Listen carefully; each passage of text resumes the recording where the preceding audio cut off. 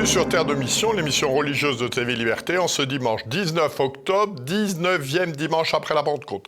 3 séquences dans cette émission. Tout d'abord, une rencontre avec Monsieur l'abbé Demassia, qui est responsable sur la chaîne de formation de la Fraternité Saint-Pierre Clavès, d'une série qui est en train de démarrer, la messe Trésor de foi. Ensuite, nous accueillerons Isabelle Schmitt, qui est directrice adjointe de la rédaction du Figaro hors-série, à l'occasion de la publication d'un hors-série du Figaro sur Georges de la Tour, Ombres et Lumières, qui présente en fait une exposition qui a lieu à l'heure au musée Jacquemart-André. Et ensuite, nous accueillerons Jean de Torier, secrétaire général de l'association Notre-Dame de Chrétienté, qui viendra faire le point sur les pèlerinages régionaux d'une part et à l'international d'autre part, qui sont le prolongement du pèlerinage de Pentecôte Paris-Chartres.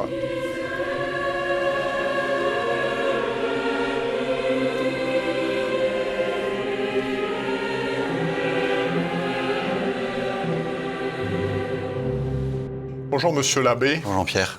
Vous êtes donc responsable dans le cadre du site Clavès d'une série, on va appeler ça comme ça, qui vient de démarrer, la messe Trésor de foi, dont 4 numéros viennent d'être mis en ligne.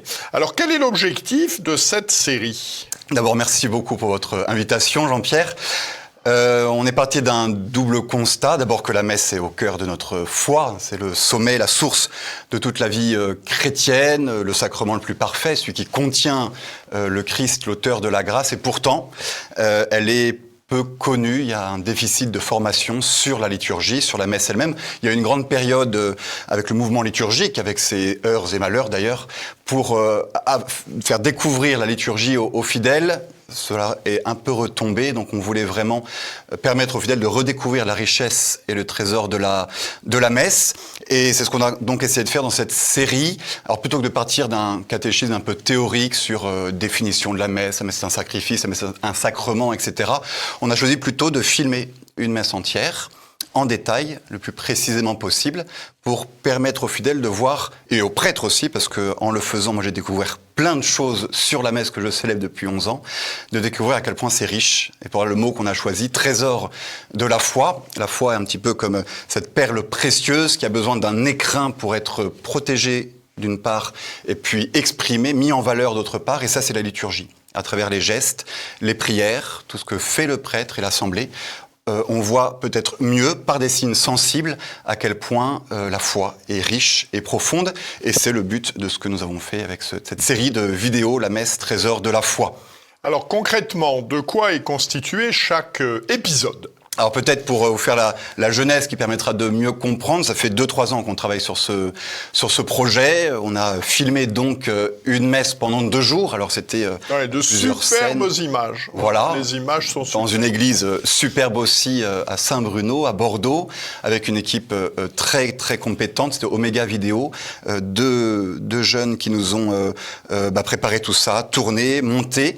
Ce qui fait qu'on est aujourd'hui avec 23 vidéos d'à peu près 10 minutes chacune et qui balayent les différentes étapes de la messe. Alors pour entrer un petit peu dans le concret, là on est dans les vidéos un peu introductives. Il y en a 2 sur le prêtre qui rentre dans l'église, qui prépare l'autel et qui ensuite s'habille pour connaître le nom et le sens de tous les objets qu'on utilise dans la liturgie. On en a fait une aussi sur l'origine de la messe pour voir comment la messe petit à petit s'était composée à partir de la scène et de la croix. Et puis on a fait une également sur le missel, comment se servir d'un missel. On a beaucoup de gens qui nous demandent, pour essayer de suivre la messe, de servir des missels des fidèles. Et à partir là de la semaine prochaine, commence la série elle-même de 19 vidéos qui accompagnent chaque étape de la messe, les prérebats de l'autel, le Kyrie, le Gloria, etc. Par exemple, il va y en avoir 3 sur l'offertoire. On a essayé d'aller en profondeur sur ce thème-là, 4 sur le canon, où on va décortiquer un peu chaque prière que le prêtre dit, chaque geste, chaque sens de la liturgie. Alors, ces vidéos sont complétées par des fiches. Qu'y a-t-il dans ces fiches et pourquoi y a-t-il des fiches ? Oui, parce qu'à l'origine, le projet, ça fait quelques années qu'on y réfléchit avec plusieurs prêtres de la fraternité Saint-Pierre.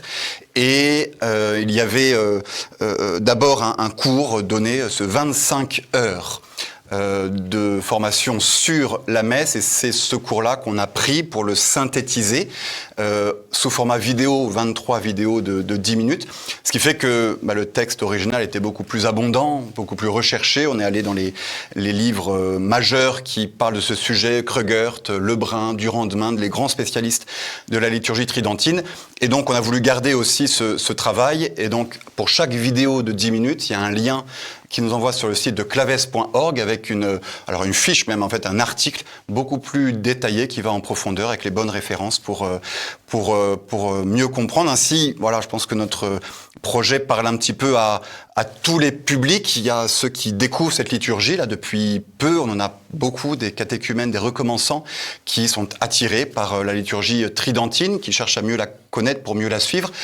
Mais je crois aussi que notre travail pourra intéresser des habitués de la liturgie tridentine. Je ne dévoile pas un secret en disant que vous-même vous en êtes, et nous le sommes, et qu'il y a énormément de trésors dans cette liturgie depuis 2000 ans d'existence qui peuvent vraiment refonder notre dévotion liturgique à travers la théologie de la messe. Et donc je crois qu'il y a à prendre pour chacun.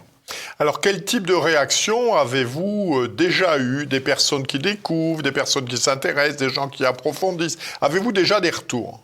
Oui, on a déjà des retours. Alors, les gens nous découvrent sur YouTube surtout. Donc, c'est la chaîne YouTube de Claves où on peut aller voir nos vidéos. Et puis ensuite, le site claves.org. On est aussi passé par Hosanna. On a un partenariat avec eux, très, très délicat, très gentil, qui nous ont permis aussi de toucher un public plus large, qui s'intéresse à notre contenu. Et donc, pour le moment, écoutez, on n'est pas des youtubeurs professionnels, mais on est plutôt satisfaits et contents des retours. Alors, qu'est-ce qu'ils vous disent, les gens qui font des retours? Alors, deux choses de fait. D'abord, la qualité visuelle. Et là, il faut vraiment remercier. C'est vraiment superbe. Merci beaucoup. Il faut vraiment mettre ça au crédit de cette boîte Omega Vidéo à Bordeaux. Et puis, on a voulu vraiment avoir une cohérence visuelle sur les images qu'on a choisies et sur la bande sonore également, qui est un ensemble qui essaye vraiment de faire passer l'idée du sacré de la liturgie et de sa beauté. Donc ça, on est très heureux du rendu. Et puis sur le fond, comme on le disait tout à l'heure, beaucoup de gens nous disent qu'ils découvrent des choses sur la messe, qu'ils soient des habitués de la forme extraordinaire, de la liturgie traditionnelle, ou non d'ailleurs. Et ça, on en est heureux parce que ça permet aussi de donner une formation intellectuelle sur ce trésor de la liturgie. Après, on est conscient que 23 vidéos, c'est long. Sur un format de ce type-là, sur des plateformes. Donc ça va nous mener jusqu'à quand? Jusqu'en février à peu près. Donc il y en a une. Et après on démarrera le carême, c'est ça? Voilà, on démarrera le carême avec un autre projet porté par Claves. Eh bien vous reviendrez. Et on reviendra pour en parler exactement. Donc oui, il y a un format de persévérance. C'est sûr, pour tenir sur la formation, mais on n'a pas voulu abandonner l'exigence de la formation intellectuelle, même sur des formats comme YouTube ou même Instagram par exemple. Et on espère que l'aspect contemplatif des vidéos, le fait de proposer un format nouveau, exigeant, accrochera un public et permettra de mieux aimer la messe, parce que c'est ça l'essentiel. Aimer la messe, qui est vraiment le trait d'union entre la terre et le ciel. Alors, souhaitez-vous rajouter un petit mot de conclusion pour inciter nos téléspectateurs à aller regarder ces superbes vidéos? Allez nous voir, on est persuadé que pour aimer, il faut connaître. Ça, c'est la grande devise de saint Thomas d'Aquin. Et que donc c'est en se formant, en apprenant, en lisant, que l'amour de Dieu grandit. C'est pour ça qu'on a voulu, avec le site Claves et puis maintenant ce projet, essayer de rendre plus accessible peut-être toute cette littérature religieuse, théologique, auquel tout le monde n'a pas toujours accès, pour que, en se formant sur la théologie de la messe, on puisse aller le dimanche à la messe et en semaine aussi, bien sûr, avec un esprit, un cœur renouvelé, pouvoir peut-être mieux recevoir ce que la liturgie a à nous donner. Merci beaucoup, monsieur l'abbé. Puis donc, bonne continuation pour les 20 nouveaux épisodes. Je vous en prie. Merci beaucoup, Jean-Pierre, pour votre invitation. Merci.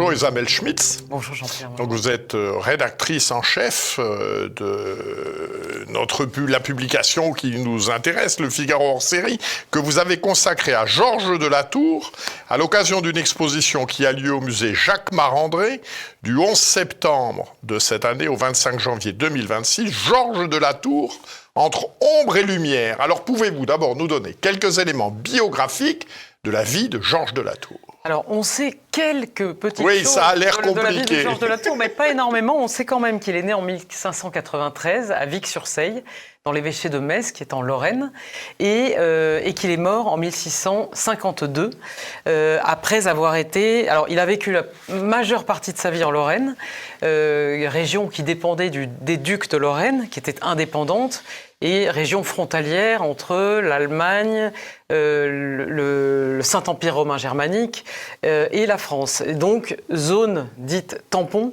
qui a été bien sûr très chamboulée par la guerre de 30 ans, de 1618 à 1648.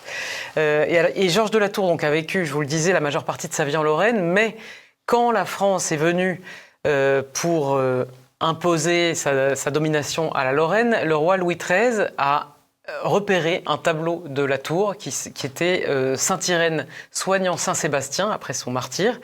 Et le roi Louis XIII l'ayant beaucoup aimé, il semble que la Tour en ait fait une version pour lui qui a été accrochée dans la chambre du roi et qui a été le seul... On dit, la légende dit que Louis XIII aurait fait tout décrocher tous les autres tableaux de sa chambre pour n'avoir que celui de Georges de la Tour, auquel il a accordé le titre de peintre ordinaire du roi, ce qui était pas mal, ce qui était une distinction donnée à quelques peintres de prédilection du roi. Et il avait un atelier au Louvre, mais pour autant, il y est a priori resté peut-être 1 ou 2 ans, mais pas plus. Il est rentré en Lorraine, il s'est installé à Lunéville, où il s'est marié avec une femme de petite noblesse, mais noble quand même, lui ne l'était pas.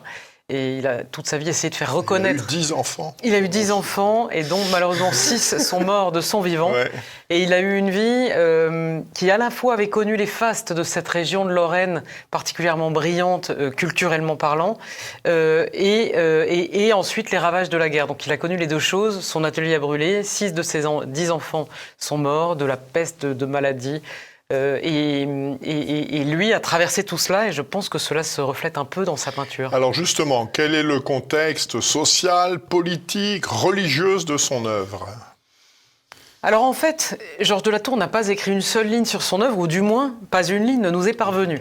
Ce qui est, et Michel de Gégère, dans son très bel éditorial, explique que finalement, ce n'est peut-être pas un mal parce que cela nous oblige à un face-à-face silencieux avec les œuvres, cela nous oblige à observer et à contempler l'œuvre de la Tour et à en tirer quelques leçons, conséquences de ce qu'il a voulu faire, de l'univers dans lequel il a évolué.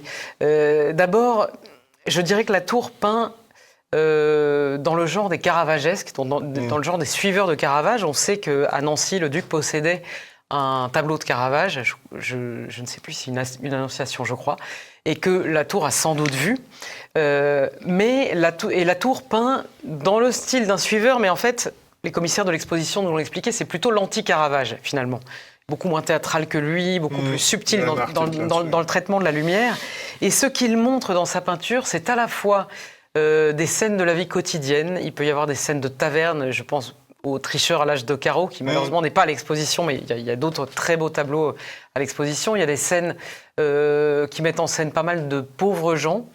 Et puis, il y a des scènes religieuses qui n'ont de religieux, en fait, que le sens qu'on veut bien leur donner, parce qu'il n'y a aucun signe distinctif. L'archétype, c'est le nouveau-né de Georges de la Tour. Voilà, le fameux nouveau-né de Georges de la Tour qui fait l'affiche de l'exposition et la couverture du Figaro hors série. Alors, il y a eu des théories pour dire, mais non, c'est pas du tout... en fait, pendant longtemps, les historiens d'art ont interprété ce tableau comme étant une nativité, mais certains l'ont nié en disant mais non, il n'y a aucun signe distinctif. Il n'empêche que la Tour, dans ce tableau magistral, réussit en fait par le simple traitement de la lumière et du silence, parce que c'est vraiment un silence qui imprègne toute la scène, à suggérer le caractère sacré de cette scène et l'identité si particulière de cet enfant qui, si l'on reprend l'expression de l'évangile de Saint Jean, est la lumière du monde qui a lui dans les ténèbres. Et ce que la tour montre, c'est que cet enfant, certes éclairé par une bougie, c'est pas une lumière sortie de nulle part, c'est la lumière de la bougie qui se reflète sur son petit visage, mais en tout cas ce visage est irradié de lumière et montre... et sans doute un des signes de la peinture sacrée de Georges de la Tour. Alors à propos de lumière, pourquoi Michel de Gégère qualifie-t-il Georges de la Tour de maître de l'ombre et de la lumière? Eh bien parce que autant Caravage était le maître de la lumière théâtrale qu'il fait brusquement sortir d'un soupirail pour aller éclairer Saint Matthieu dans le célèbre tableau La Vocation de Saint Matthieu qui est à Rome, autant la Tour est un virtuose de l'ombre, d'où jaillit la lumière, mais une lumière très subtile, une lumière toujours venant de sources que l'on peut identifier, une bougie, une chandelle. Ouais. Donc c'est jamais une lumière qui est là, on ne sait pas trop pourquoi, elle est là parce qu'il y a une bougie, mais il fait sortir de l'ombre ce recueillement dont je vous parlais, ce silence en fait, qui est souvent un recueillement, et très paradoxalement, même les scènes comme le tricheur à l'as de carreau, ou des scènes de taverne où, chez d'autres peintres, on imagine un peu des beuveries, des gros rires. Là, Bruegel et compagnie. Il y a un silence très étonnant chez la Tour et qui est sans doute permis, suggéré par cette ombre mystérieuse, qui est peut-être pour la Tour l'image de notre condition humaine.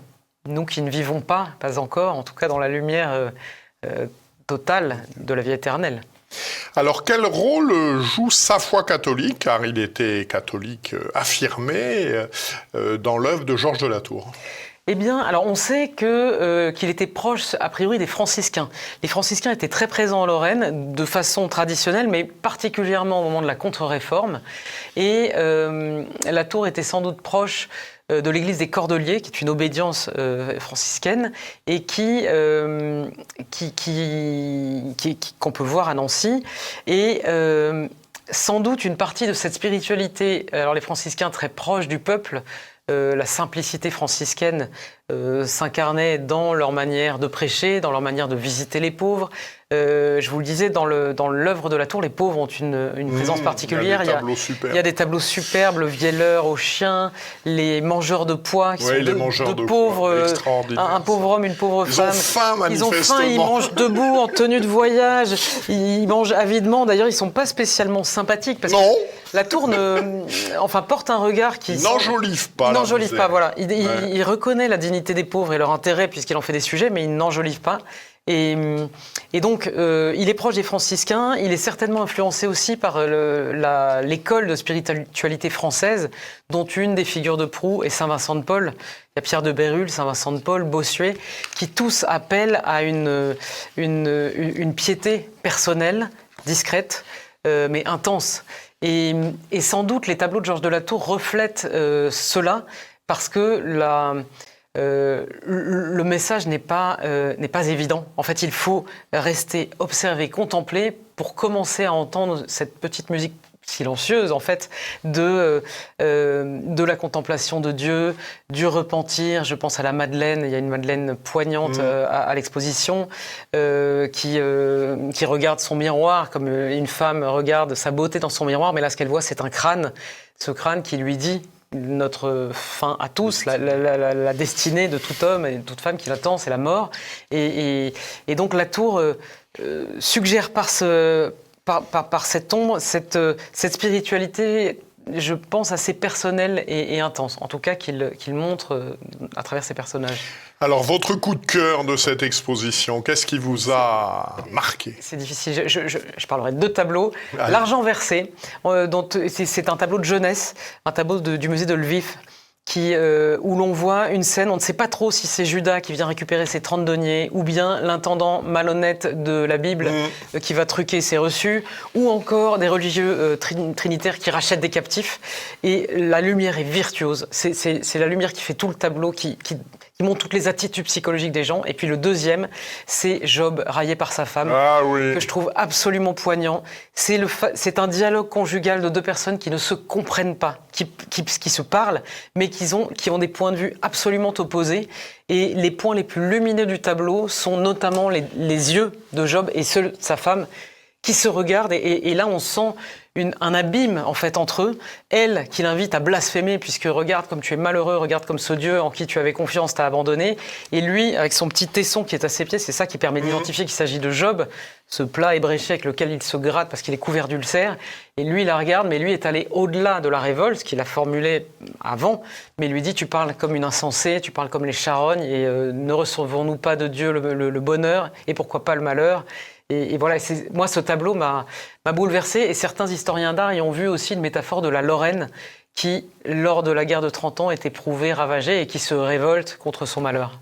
Voilà, Job est accablé, ses enfants sont tués ou emmenés en esclavage, ses biens sont détruits, il attrape la maladie, mais peut-être pour l'accabler encore plus, il garde sa femme.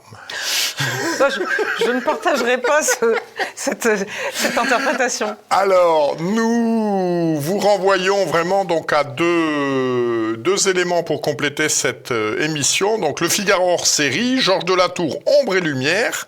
Donc, à l'occasion de l'exposition au musée Jacques Marandré, donc à Paris, qui a lieu du 11 septembre au 25 janvier, Georges de la Tour, entre ombre et lumière. Voilà, les deux documents sont vraiment de très très grande qualité. Merci Isabelle. Merci beaucoup.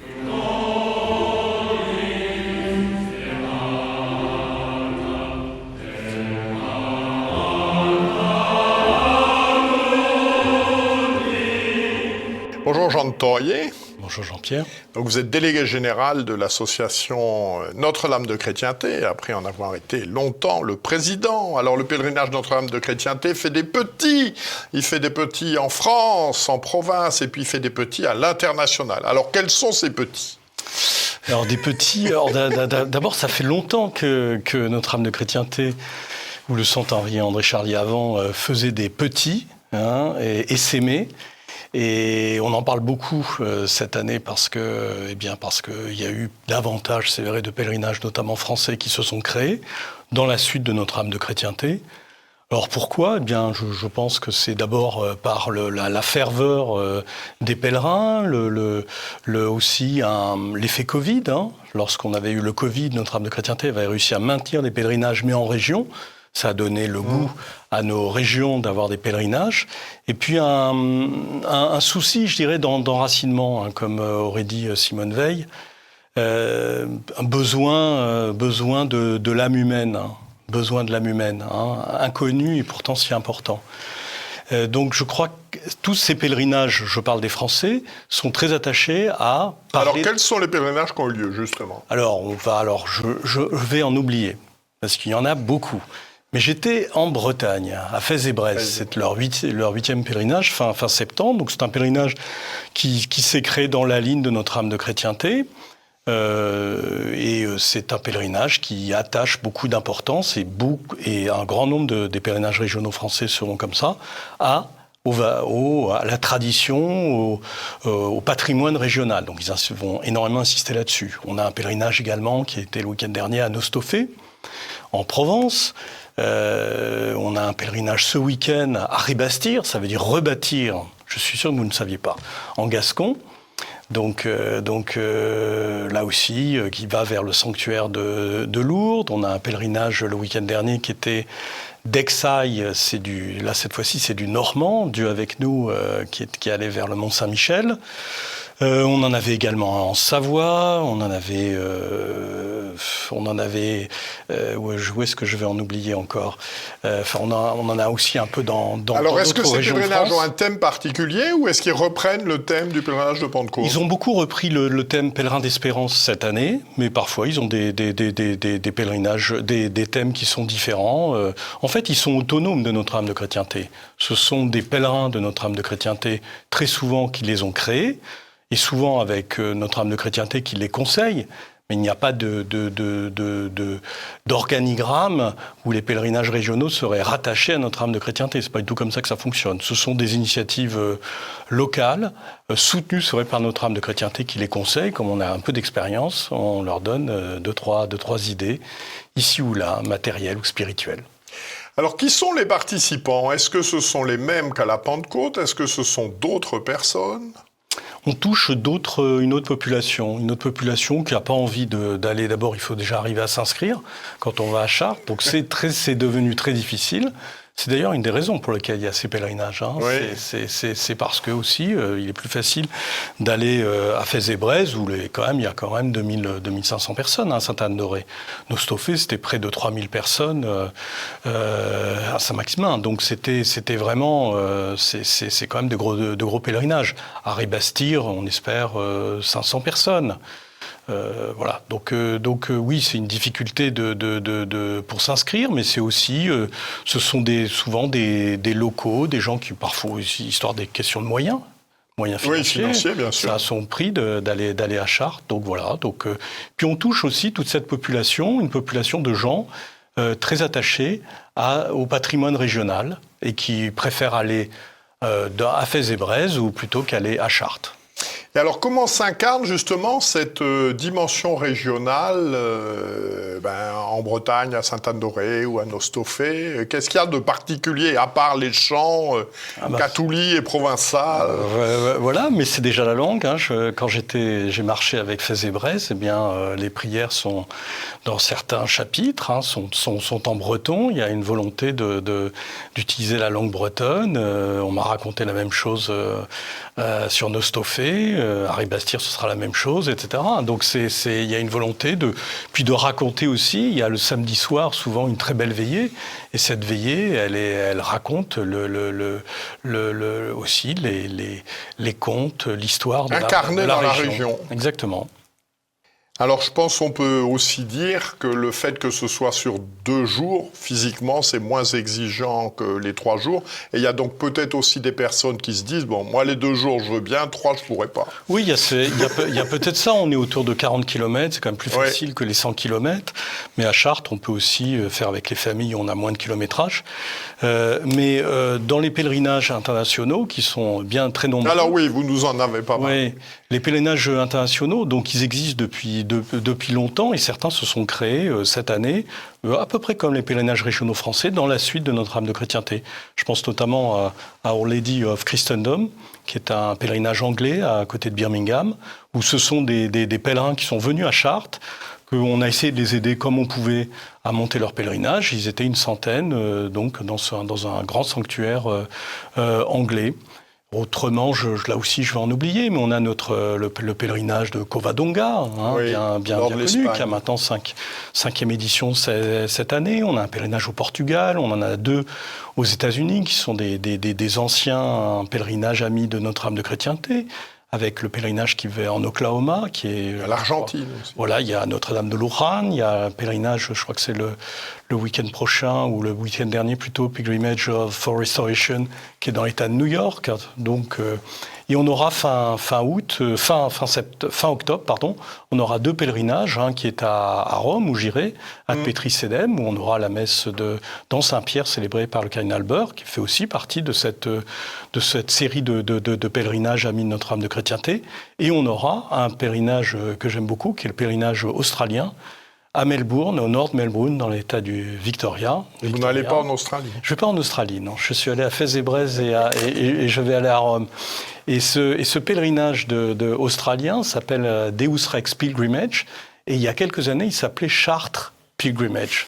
Donc, et quand vous allez sur leur site, vous voyez, ils racontent la filiation qu'il y a avec notre beau pèlerinage de Chartres. Alors, quel est l'accueil des autorités diocésaines, des autorités des sanctuaires à toutes ces initiatives? Alors, un accueil déjà très différent entre les pays étrangers et la France. On voit qu'il y a un problème quand même en France d'accueil du monde traditionnel. C'est beaucoup plus facile dans les pays étrangers, même s'il y a des difficultés. Parfois, comme à Covadonga, où ils n'ont pas la messe dans la cathédrale. Mais quand même, ça ne va pas au degré de précision d'autoritarisme que l'on a en France. Or, en France, je suis peut-être un peu sévère, parce que c'est pas toujours comme cela. Il y a des sanctuaires, il y a des diocèses où ça se passe très bien. On va surtout se concentrer sur cela. Mais il y en a quand même 2 où ils sont quand même allés assez loin dans l'autoritarisme. C'est le diocèse de Lyon et celui de Coutances-Avranches, où il y a eu des interdictions de sacrements, interdiction des prêtres d'accompagner le pèlerinage, donc on est quand même allé très très loin. Donc on est rodés, les plus anciens sont rodés, les plus jeunes découvrent un monde. Et c'est quelque chose qui m'inquiète d'ailleurs, parce qu'il faut voir que les organisateurs de ces pèlerinages, les Français, sont souvent de jeunes. Ils ont entre 20 et 30 ans, ils ont l'âge de nos chefs de chapitre. Donc ils découvrent dans la douleur les relations épiscopales pour certains diocèses, pas tous, soyons mesurés et justes. Ils voient quand même les difficultés qu'il y a aujourd'hui dans l'application de Traditionis Custodes. Donc c'est quand même un problème. Je pense que moi j'étais un peu au cœur de tout ça, puisqu'on me tenait un petit peu au courant, et je pensais à la phrase du père Congar. Vous voyez que j'ai de belles citations. Des lectures très... Voilà. Le père Congar disait, dans les années 50, sur un tout autre sujet, il disait « On peut supprimer une solution si elle n'est pas bonne, si elle est fausse. On ne peut pas supprimer un problème. » Et je m'aperçois que dans tous ces pèlerinages régionaux, là où il y a eu des difficultés avec les diocèses, finalement, on ne parle jamais du fond, des raisons pour lesquelles tous ces jeunes sont attachés à la messe traditionnelle et ce qui va avec. Petit chiffre, à Dexailles, en Normandie, la moitié des pèlerins étaient mineurs. C'est encore plus important comme statistique que Chartres, où on a la moitié ont moins de 20 ans. Eh bien, merci de toutes ces explications. Et puis, vous reviendrez pour nous parler du pèlerinage de Pentecôte en 2026. Merci Jean-Pierre. Merci beaucoup Jean de Thorier. Notre émission s'achève. Que Dieu qui est Père, Fils et Saint-Esprit nous garde. Et puis, bon dimanche et bonne semaine à tous. Merci beaucoup Jean.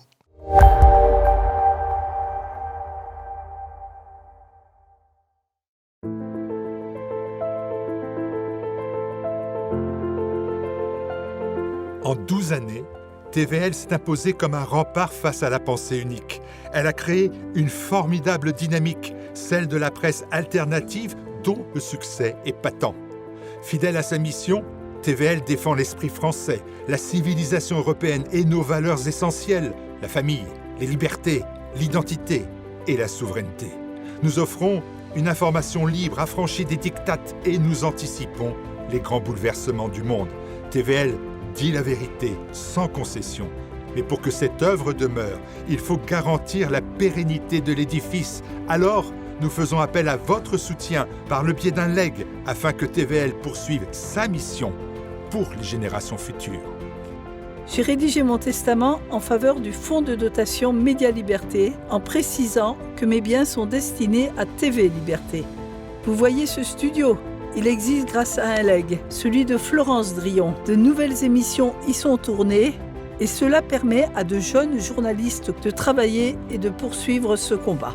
Au service de TV Liberté, le fonds de dotation Média Liberté vous donne la possibilité de laisser votre empreinte. Par votre legs, vous investissez dans l'avenir en offrant à TVL les moyens de remplacer les médias du système qui minent notre concorde nationale. Avec vous, TVL pourra imposer sa mission de réinformation. Organiser sa succession est un acte de prévoyance et de responsabilité. Il garantit la protection de ce que l'on aime et le respect de ses dernières volontés. Vous pouvez faire confiance au fonds de dotation Média Liberté qui veille à ce que votre engagement soit pleinement réalisé.